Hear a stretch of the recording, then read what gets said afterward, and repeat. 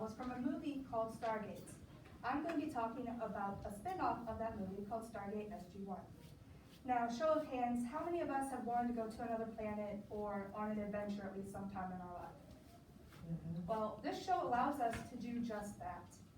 I've grown up watching this show. My dad watched it when it first came out, and so I also decided to do some research about it just to get more information about it that I may not have known before. And so Stargate SG-1 incorporates villains, heroes, action, science fiction, aliens, and mythology to provide a little bit of something for everybody. I'm going to talk about Stargate's background, the setting and the gate, and the general plot of the show. Let's start by talking about the background of the show. Stargate SG-1 is a science fiction series that aired in 1997. It is based off of Roland Emmerich and Dean Devlin's 1994 movie, Stargate. The show takes place in the United States, but according to Joe Storm, almost all filming of SG-1 is done in and around the Vancouver, British Columbia area. It stars Richard Dean Anderson, who plays Colonel Jack O'Neill, Amanda Tapping as Samantha Carter, Captain Samantha Carter, Michael Shanks as Dr. Daniel Jackson, and Christopher Judge as Teal'c. Their team's name is SG-1.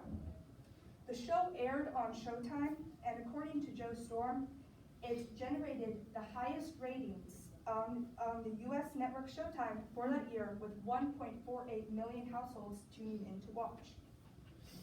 David Lavery and Angela Ndalianis says that it ran for 10 seasons, making it the longest science fiction series, outlasting Star Trek and X-Files.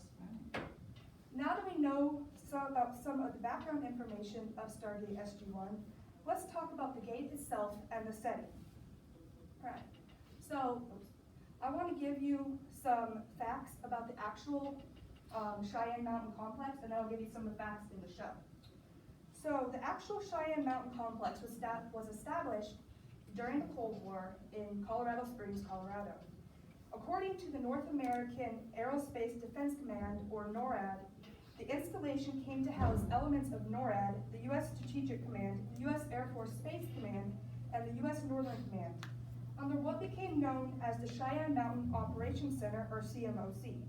Several centers supported the NORAD missions of aerospace warning and aerospace control, and provided warning of ballistic missile or air attacks against North America. Now, the Cheyenne Mountain Complex has been in several shows and movies such as War Games with Matthew Broderick or Stargate SG-1. According to Kate Ritter, Stargate Command occupies 13 of the 28 sublevels, with the Stargate itself being housed on sublevel 28. Now, there is a graded ramp that leads up to the gate, and the metal iris that was put in place to prevent people from just being able to come in to the gate and take over the U.S. or take over like Stargate Command. It also is, a person is located behind this glass window that they can put a shield kind of down to prevent them from like getting blinded by light or whatever comes through.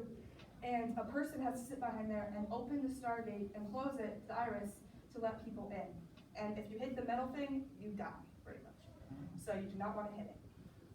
So the gate itself is a silvery color and has a bunch of different symbols on it. These symbols are actually, the lower 4 rows are actually constellations. And according to Kate Ritter, Stargates have 39 symbols and use a dialing device, or a DHD, called a dialing home device, to input an address of 6 symbols plus a point of origin. This is the address and the point of origin to a planet called Abydos that was in the movie as well as in the series. And this is Earth's point of origin symbol. It is a pyramid with a sun above it during like ancient Egypt times in the pyramids.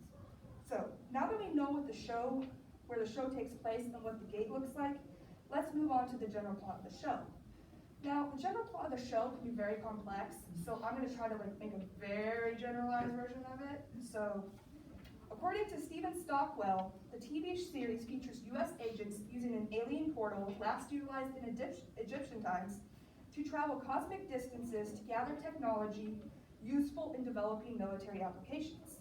This portal came to be known as the Stargate, and the team's job is to acquire new technology to defend against enemies and protect Earth.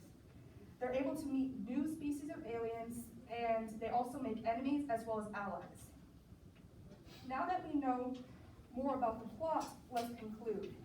To summarize, I talked about the Stargate SG-1's background, the setting and the gates, and the general plot of the show. Stargate is a science fiction show that combines witty humor, action-packed plot, and new alien worlds to keep its audience on the edge of their seat. Thank you.